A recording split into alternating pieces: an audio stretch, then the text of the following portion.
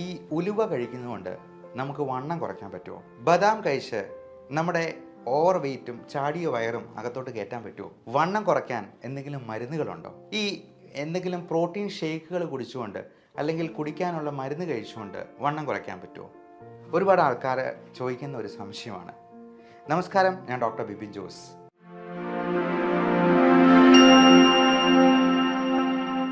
വണ്ണം കുറയ്ക്കാൻ ഒരു പ്രത്യേക തരത്തിലുള്ള മരുന്ന് ഇന്ന് അവൈലബിൾ ആണ്.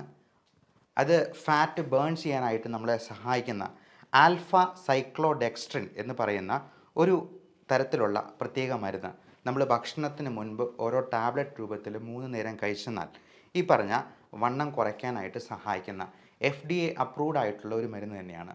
ഫുഡ് ആൻഡ് ഡ്രഗ് അഡ്മിനിസ്ട്രേഷൻ എന്ന് പറയുന്ന ഔദ്യോഗിക സംഘടനയുടെ അംഗീകാരം ലഭിച്ചിട്ടുള്ള ഒരു മരുന്ന് തന്നെയാണ് ഈ ആൽഫ സൈക്ലോഡെക്സ്ട്രിൻ. അത് നമ്മൾ 3 നേരമാണ് കഴിക്കേണ്ടത്. സ്റ്റാർച്ച്, കാർബോഹൈഡ്രേറ്റ് കഴിക്കുന്നതിന് മുൻപ് ഇത് കഴിക്കണം. അതിൻ്റെ കൂടെ 2-3 ഗ്ലാസ് വെള്ളവും കൂടെ കുടിക്കുക. കൂടാതെ ഈ മരുന്നുകൾക്ക് പ്രത്യേകമായിട്ടുള്ള ഗുണം എന്ന് വെച്ചാൽ അത് കാർഡിയോ വാസ്കുലർ ഹെൽത്ത് ബെനിഫിറ്റ്സ് ഉണ്ട്. കൊളസ്ട്രോൾ ലെവൽ കുറയ്ക്കാനായിട്ട് സഹായിക്കും. പ്ലേക്ക് ഫോർമേഷൻ കുറയ്ക്കാനായിട്ട് സഹായിക്കും. ഇതേ സാധനം തന്നെ നമുക്ക് നമ്മുടെ ഭക്ഷണത്തിൽ തന്നെ ഉൾപ്പെടുത്താൻ പറ്റും. നല്ല ഫൈബർ കണ്ടൻ്റുള്ള സാധനങ്ങൾ കൂടുതലായിട്ട് ഉൾപ്പെടുത്തി ഈ വണ്ണം ഉണ്ടാക്കുന്ന സാധനങ്ങൾ ആദ്യം ഒഴിവാക്കുകയാണ് വേണ്ടത്. ഉദാഹരണത്തിന് മധുരം, അതുപോലെ ഈ ബേക്കറി സാധനങ്ങളിലുള്ള മിക്കവാറും മധുരമുള്ള സാധനങ്ങളിലൊക്കെ ഹൈ ഫ്രക്ടോസ് കോൺ സിറപ്പാണ്, പഞ്ചസാരയേക്കാൾ വില കുറഞ്ഞ ഒരു വസ്തു.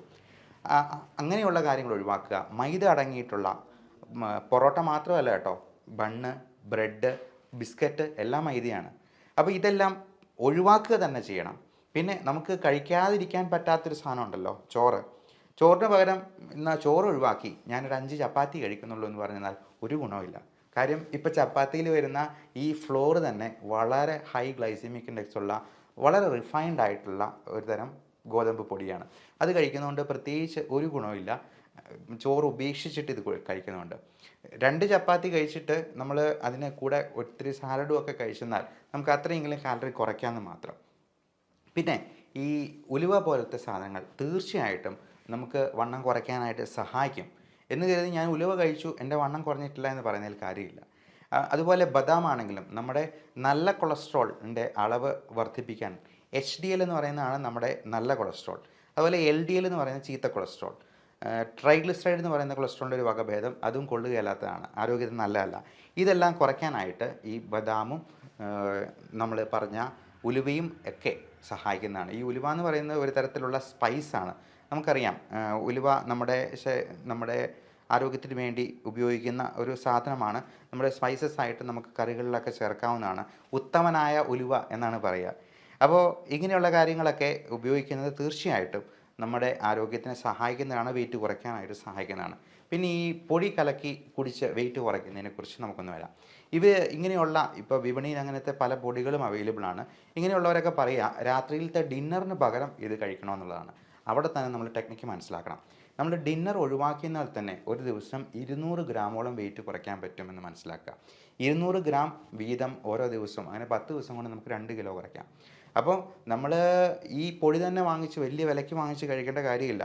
ഡിന്നർ അങ്ങ് ഒഴിവാക്കുക. പകരം 0 കാലറി ആയിട്ടുള്ള എന്തെങ്കിലും സാലഡിലേക്കോ വളരെ മധുരം കുറഞ്ഞിട്ടുള്ള പഴങ്ങളിലേക്ക്, ഇപ്പോൾ നമ്മൾ പേരയ്ക്ക പോലത്തെ സാധനങ്ങൾ, നല്ല മധുരമുള്ള മാങ്ങാപ്പഴമൊക്കെ കഴിച്ചിട്ട് കിടന്നാൽ ചോറ് കഴിക്കുന്നതിനേക്കാൾ കൂടുതൽ കാലറി ഉള്ളിലോട്ട് ചെല്ലും.